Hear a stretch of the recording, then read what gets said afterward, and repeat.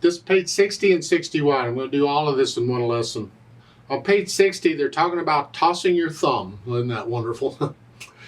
I disagree. I don't recommend you toss anything on the piano. It's just, the point is that the way this is written on the first one, the first inversion toss thing for the right hand, the thumb is playing an accented note, so it has to be louder. But I still don't think it's a good idea to toss it anywhere. Just leave it where it is and use it. So let's just cover this briefly. You're using that first measure here. You're using a chord. It's a broken chord in this pattern. It's a very common pattern. And that's all we're doing. And then the third measure, using this chord. You're just coming up one. Measure 5, you're up here. So you're just kind of going up. Measure 6. I could have kept going. I mean, you can do this all the way up. If you were a big deal.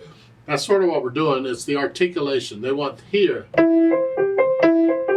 I suggest you clench the wrist a little bit because I use weight to play, and when I need to play a little louder, I just use a little more weight. Let the wrist collapse. Keep the wrist loose. Don't tense up and use a stiff wrist. No.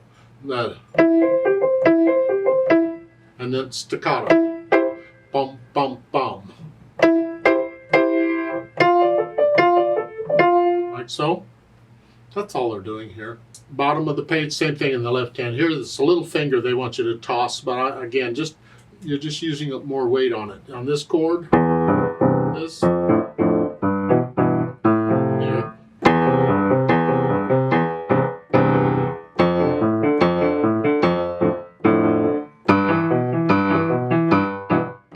That's all they're doing.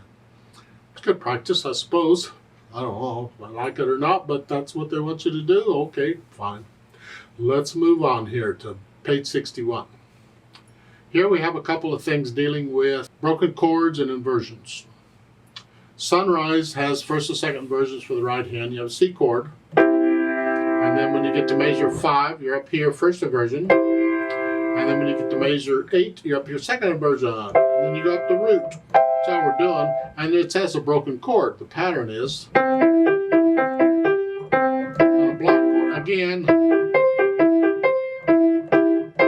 And here, you'll see these patterns in the music. You'll learn to recognize them. Oh, this is a broken C chord. I see this. It helps make reading the music a little easier or less difficult. And for sight reading, it really comes in handy.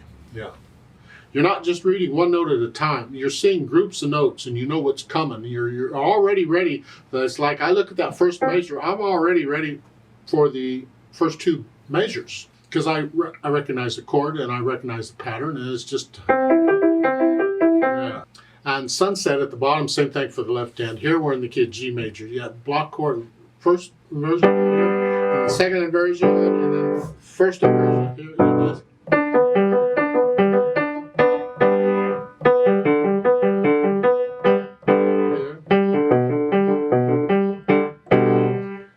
you could play these both hands together. Just mirror the hands. Like here, start here, and this goes up, this goes down. It's still mirroring.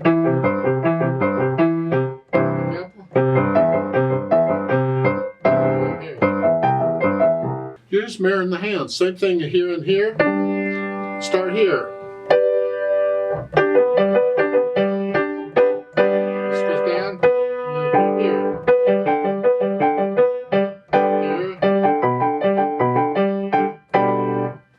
Okay, now they have you to say transpose. The first one, they want you to transpose this to A minor. Remember C major and A minor with the same key signature? Yeah, so you're still dealing with, you're just dealing with the chords in A minor. I don't know if we've had those or not, but they are this one. Starting here, an A, you can start on any A. You're just doing the same thing. You're doing the inversions for the A chord. And then up here, and here. Get the idea? And then the bottom one, they transpose to E minor. Well, remember, E minor has 1 sharp. It's the same key signature as G major. Because that's when I say, do the G major scale, well, go ahead and do the E minor scale. Because it's, well, So you're using the E minor chord, basically, and you're just going down. Come down. And again. And then again. You can do it in any key signature. Again, I suggest mirroring the hands. Play the hands together and just mirror them each other. And so you use a thumb in one hand, use it in the other. Use the middle finger in one hand, use it in the other. Just so you're using the same finger in each hand. So you concentrate on one hand and let the other finger the other hand just go along. It's just copying whatever you're doing. And that's about all I have to say about that. Let me know if you have any questions.